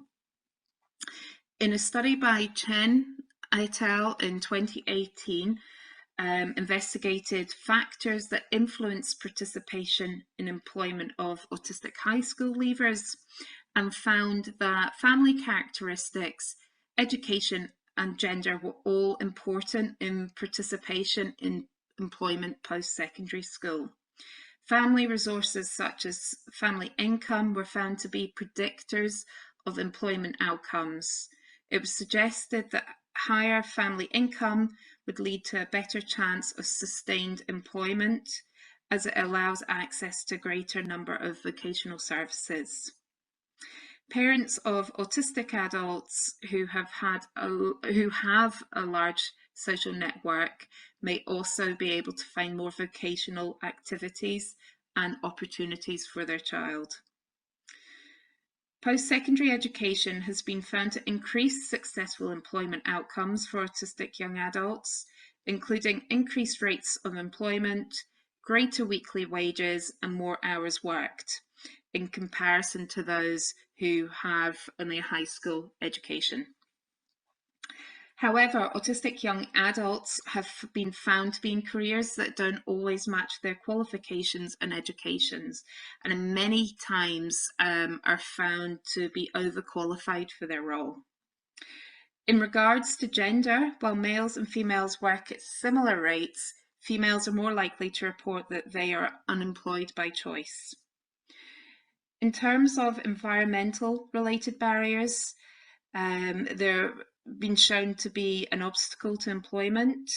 Hayward and colleagues in 2019 identified that the physical environment plays a role in inclusion in the workplace, and barriers include things like hot desking, crowded environments, and the general office space. So research has suggested potential solutions and interventions to these barriers and negative outcomes, but there's been little research into the personal experiences of autistic people when entering the world of work.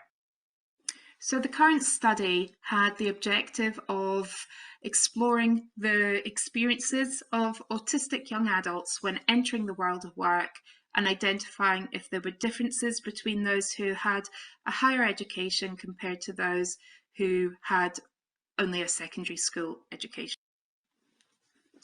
This study used an interpretive qualitative design comprising of one-to-one semi-structured interviews. Inclusion criteria were that participants must be young adults, so under the age of 26, with a diagnosis of autism, who had experience with employment or who were looking for employment at the time of the study. 6 participants, 3 males and 3 females, volunteered to take part. The interviews were conducted in private over the virtual medium of video or voice calls due to the COVID pandemic, and these interviews were conducted and recording either using Microsoft Teams or WebEx. 3 themes emerged from the data. The first theme was that of disclosure, and it focuses on how, when, where and why autistic people disclose their diagnosis, as well as the impact of disclosing a diagnosis of autism to an employer. Our young autistic adults were found to be selective on whether and when they would disclose their diagnosis to an employer. These choices appeared to be based both on past disclosure experiences as well as the participants' perception of the potential consequences of disclosing. For example, participant 2 says, there's obviously some sort of discrimination going on there that they're just kind of hiding. Even if they've got the disability confident thing on them, they're still not doing it. So I don't disclose it anymore until like it's after they've employed me. Likewise, participant 4 said, I feel like if I were to put that I had autism on my CV, I would feel that that might negatively impact my prospects. The second theme that was identified was that of influences of education. Now, as I said in the introduction, that education had a positive effect, post-school education had a positive effect on employment for autistic adults. However, in the current study, it was found that education had a multifaceted role on the experiences of young adults entering employment. Participants in the study had differing views on the extent that education influenced their career paths. Educational qualifications appear to have differing significance for each participant, and this is shown in these 2 quotes here. So participant 1 says, at the moment, I feel like it's had little to no influence whatsoever. I can't get graduate roles, I can't get onto apprenticeships, either because I'm a graduate or because apprenticeships are randomly asking for more work experience than I've got. I feel like any job I will get will be because I've sold myself on what I am. My degree might play a part in it. That's just one part in it. I don't think anyone's going to hire me just because I graduated from university. Whereas participant 6 says, I think it's had quite a big impact because I was unable to complete university. I did 1 year and then I realised it really wasn't for me. The final theme that was identified was the application process. And that provides an overview of the experiences of the participants when filling out application forms, submitting CVs, and participating in job interviews. It's previously been highlighted that the formality of writing an application can be problematic when trying to achieve employment.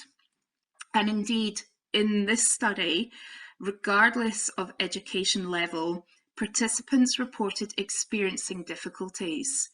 Online applications were identified as a particular issue, as participants perceived them as a lengthy process with differences in application websites, resulting in each application meaning starting a new process. This is reflected in participants 5, who says you almost never ever speak to someone directly when making a job application now. They just don't facilitate that sort of thing. Likewise, participant 3 says It's really frustrating sometimes because I struggle quite a bit to talk about myself, essentially. And in a CV, it's really difficult because I get what's actually is a skill, and like I don't want to be wrong and put things that aren't true and stuff. I find it really difficult to talk about myself in a positive way. So in conclusion, the findings of this study have implications for employers in terms of the need to develop autism-friendly application and interview processes, how they respond to disclosures of an autism diagnosis, and providing tailored workplace supports. Education for employers is necessary in order to reduce stigma and that feeling of otherness for our autistic young people entering work. In addition, the need for schools to support autistic young people in preparing for all aspects of the process of securing employment was highlighted. The importance of a combination of qualifications and work was identified as essential in leading to positive employment outcomes. Thank you for your time and for your interest in my research, and thanks must go to the participants that took part in the study and gave up their time to speak to us. I'll now hand over to the chair of this session, who will introduce the next panel presentation. And please save any questions you may have for my work until the end of the session, where I'll gladly answer them in the live Q&A. Thank you, Carrie. Your research is a timely reminder that autistic people experience many different challenges that impact their experience of securing employment. So, without further ado, we're now going to move on to our Q&A session. Thank you very much for all your questions that have been coming in.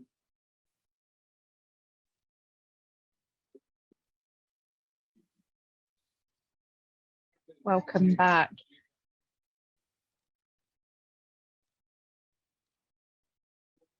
Okay, so thank you for joining us again and for your time and effort. We're still just waiting for Susanna. Just wait for a few more minutes just to see if she's able to join us.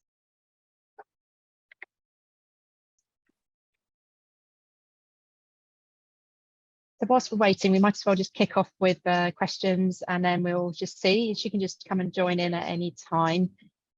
So I'm going to start with a question for Amber. And so, Amber, from your recommendations, focus on autistic people mitigating inaccessible or stigmatizing workplaces. Instead, could there be acceptance of autistic ways of being in the workplace that could have significant benefits for autistic people's mental health?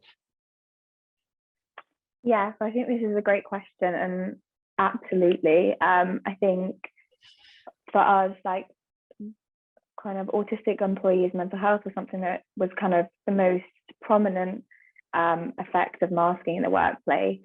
And so I think like our recommendations kind of wanted to account for that. So ultimately a culture change in how we kind of accept difference, accept neurodiversity, accept kind of autistic differences in like more holistically, I think we'll have that knock-on effect with mental health. But we also acknowledge that, you know, there's a huge way that kind of needs to go before that really happens. And so that's kind of why, you know, we think the training and not like general knowledge around that, because that was anecdotally something that our participants really highlighted, is that they didn't want to keep explaining their differences to their colleagues and their managers because they didn't have that understanding themselves. And so kind of offering a gateway for managers, employers to kind of already have that knowledge without autistic employees having to deliver it themselves will kind of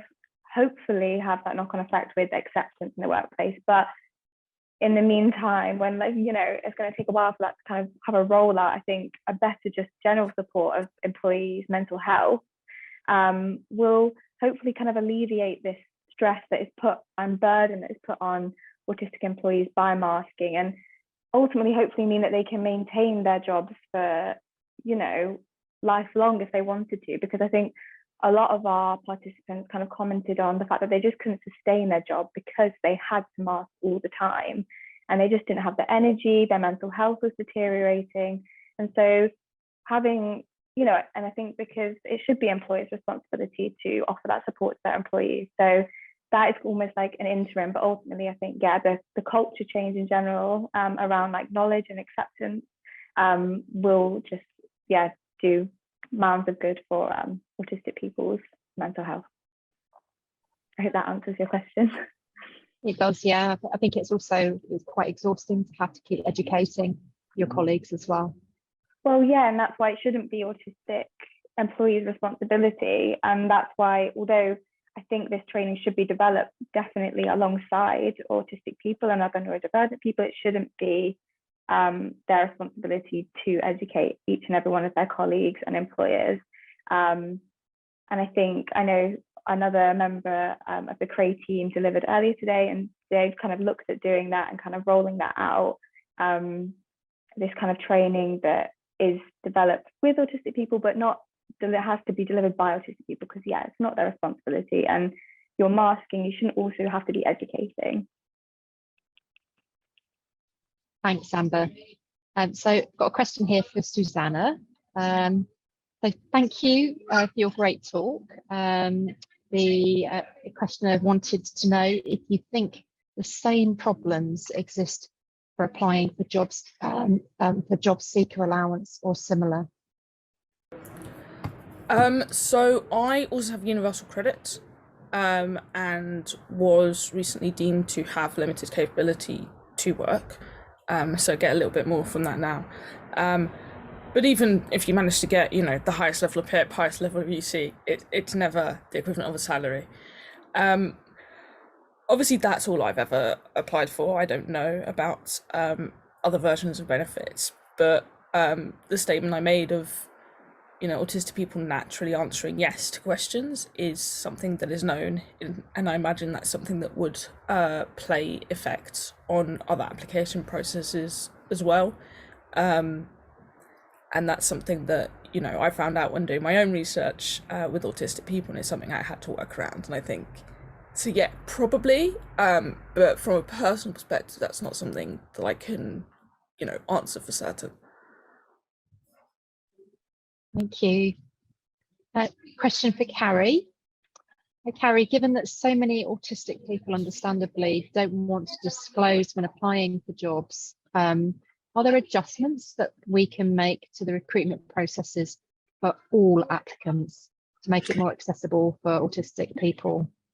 Yeah, I mean, similar to what Amber was saying, it shouldn't be an autistic person's role to have to constantly update, and it should be something that employers should be able to in terms of would you like this adjustment or that, and the employment process or the application process became through really in my study is something that was such a big barrier for people obtaining employment, and there was a lot of talk by our participants about there should be training even given in school in terms of differences in application process and having that kind of autistic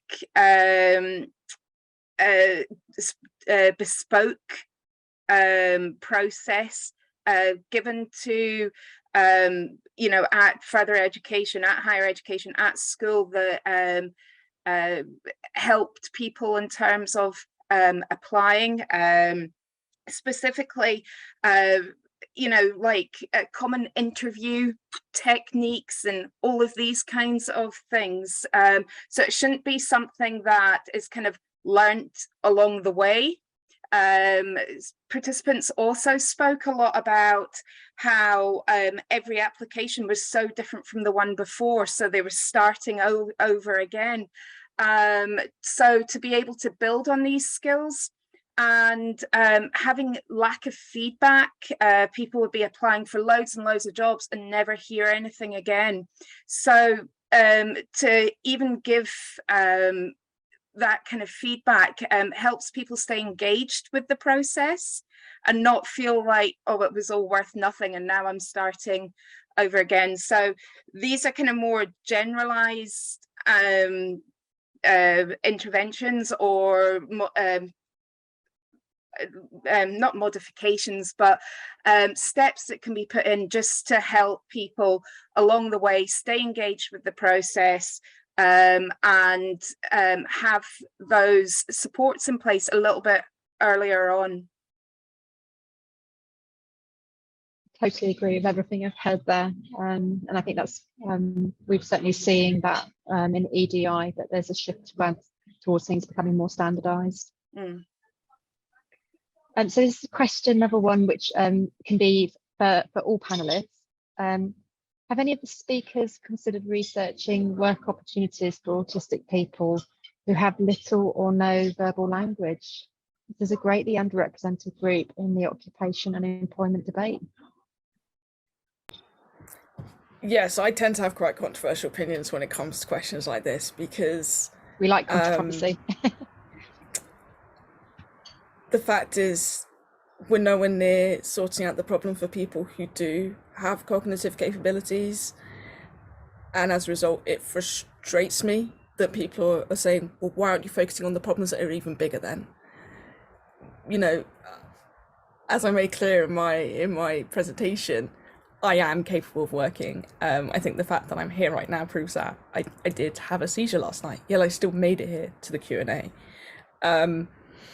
So yeah, I totally agree and appreciate, and obviously I've been working on the Aut Spaces project, and it's definitely opened up my mind to ways to be inclusive and how important it is to consider everyone within the autism community. But the fact is, we've not sorted out the small problem yet. You need to fix the small things before you start thinking about the big things. So yeah, that's sort of the way that I always view these issues. Obviously you can bring it up into education, into healthcare, all of it, but I don't see it as being possible until those with high cognitive capabilities have been integrated for us to start then attempting to help those with lower cognitive capabilities. Would anyone else like to step in? Yeah, I would like to say that in the wake of living through a pandemic, we've all had to adapt to really different ways of working. And I think one thing that it shows is that it can really be flexible in terms of how people work. So whether you're verbal or non-verbal,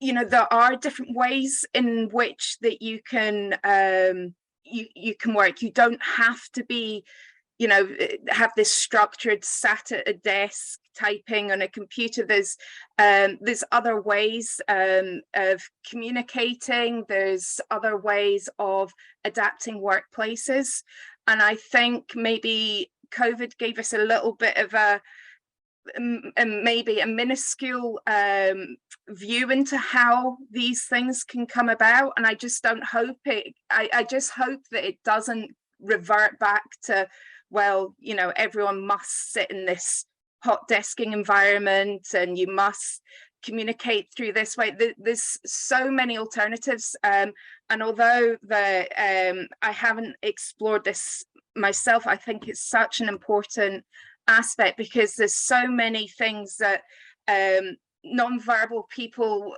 can give us in terms of their own skills, etc. Just because in non-speaking doesn't mean that they don't have value within the workplace. We've got another question. Yeah, I do want to just clarify, I do not have anything against, I don't see them as being any less valuable at all. It's just, to me, I am still facing so many difficulties that have not been solved, and I just think, you know, you don't learn to do the high jump immediately, you do smaller jumps first, and that's just the perspective that I generally have when it comes to trying to help the autistic community. Thanks, Susanna. Thank you, Carrie. So another question for everyone. What is the number one thing you would change to make work more accessible for autistic people?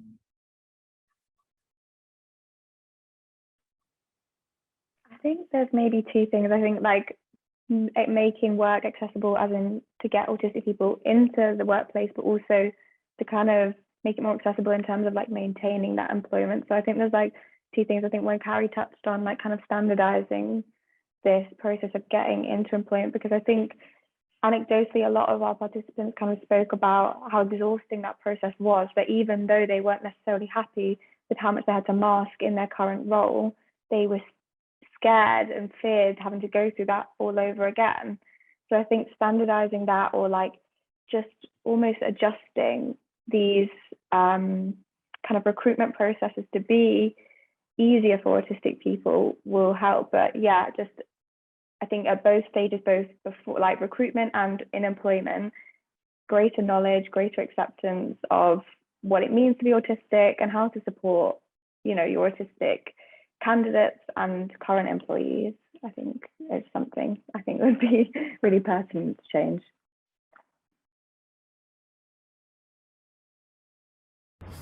I mean, I think for me, obviously, it's more complex because I have additional conditions that arguably are more prominent when it comes to the difficulties I may have.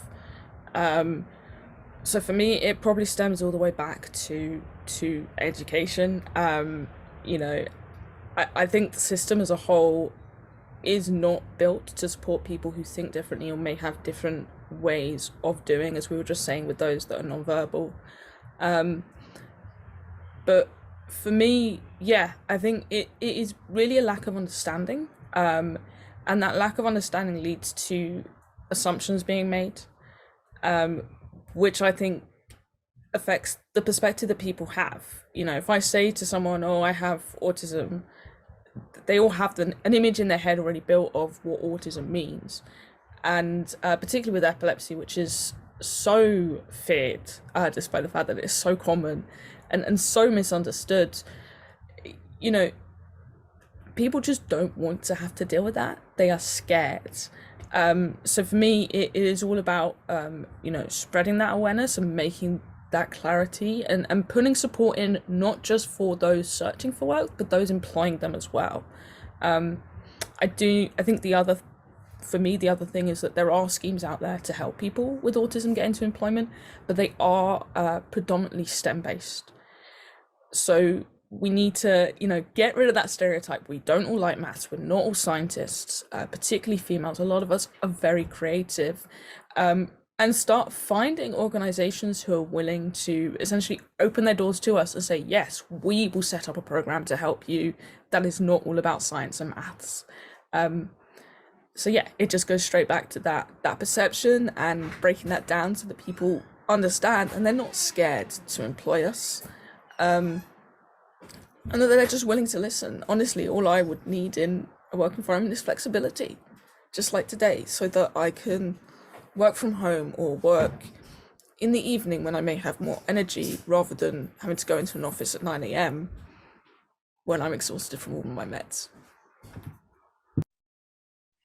Yeah, I totally agree with both what Amber and Susanna has said, and part of my previous point about we've seen how flexible workspaces can work, and let's keep up with that momentum, and yeah, reducing the stigma or feeling this kind of feeling of otherness that people are having to explain you know, themselves. I think it would be good to have people in this kind of level playing field, that, you know, be more clear with what interview questions was. Obviously my research is to do with the recruitment process and people initially getting into work, but if it was clear, if people were given, you know, the option of having interview questions beforehand, if there was specific guidelines to help people not just autistic people, but you know, as you see in education, the things that put in place to help neurodivergent people also help neurotypical people. You know, it's, you know, these things aren't going to hold anyone back, and just make them more commonplace within the workplace.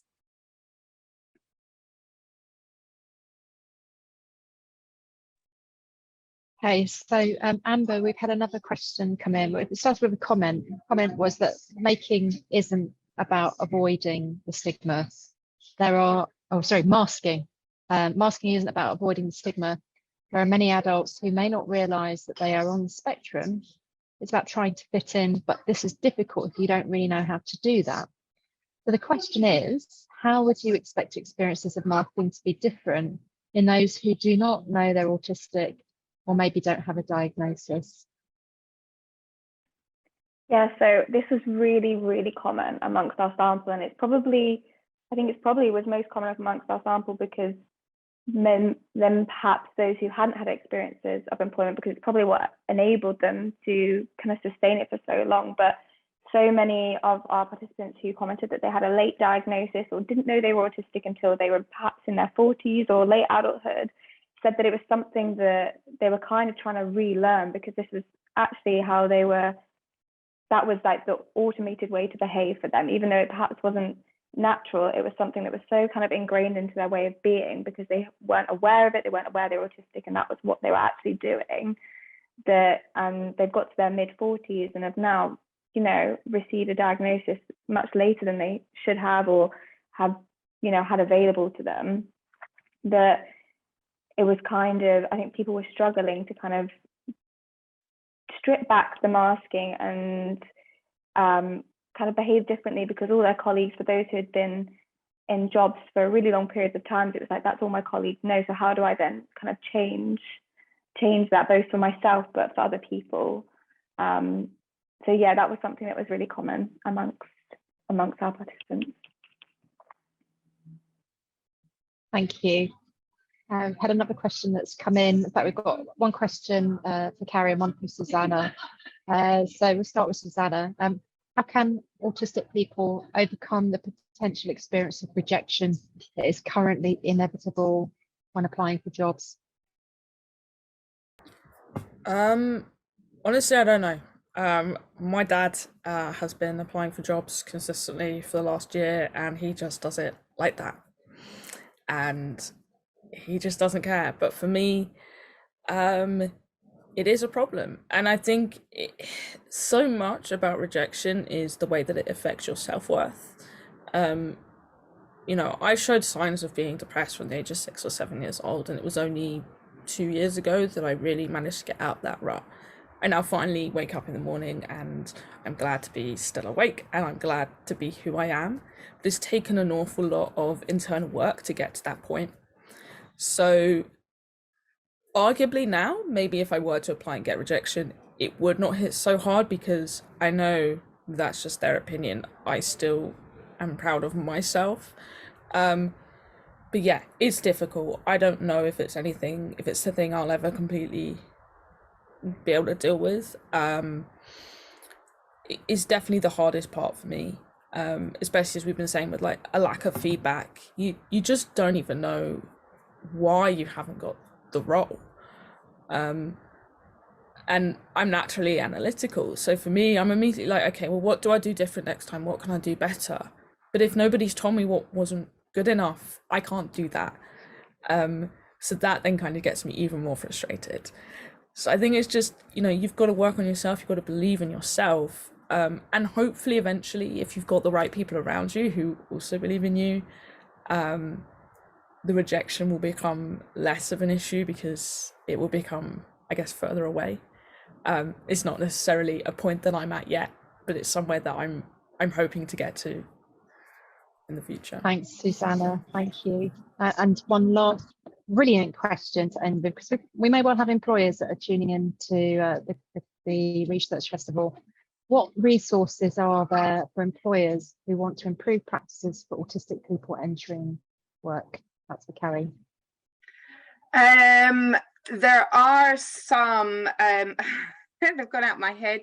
at the moment. As Susanna said, there's some really great schemes for getting people into work, autistic people into work. It's completely left my head what they are at the moment. So if anyone can nip in, that would be great. But yeah, there's, we can post it in the chat too. Yeah, that would be great. Thank you. There are great schemes for helping autistic people get into work, but just even more generally, having autism type training is all, it is valuable, but it is also very good just to look at your processes. Is this clear? Make sure that you're asking people what they need rather than them having to come to you and tell them what they need. Make sure that the employer is the person that is always the one checking in, because it is very lonely to be the one that says, actually, can you do this for me? Can you do that for me? So these just to be aware, but not specifically have that need for the disclosure. If someone wants to disclose, that's entirely up to them. I see Susanna's put her hand up. Yeah, no, I just want to second that, because actually my first year at uni I didn't have any support in place because they messed up my form and then expected me to phone them rather than coming to me. So yeah, if there are any employers listening and they do want to employ me, it is just talk to whoever your employees are, because the last few years have been tough for absolutely everyone, and the majority of the time it's going to be something very simple, like, can we just have a weekly checkup so I know that I'm keeping up with things? Can I maybe have one day off a week just so I can recuperate? It's just asking and making sure that they know you're listening, because yeah, it is very isolating to be different and to be left out, and I think that would help. Not to have the onus on the person to know where to go to find that support, because that's another whole other lot of duties on top of their workload, etc. Okay, we're going to have to wrap it up there. I think we could go on all afternoon. Fascinating session. Thank you to all our speakers, and also for our audience as well for all your brilliant questions.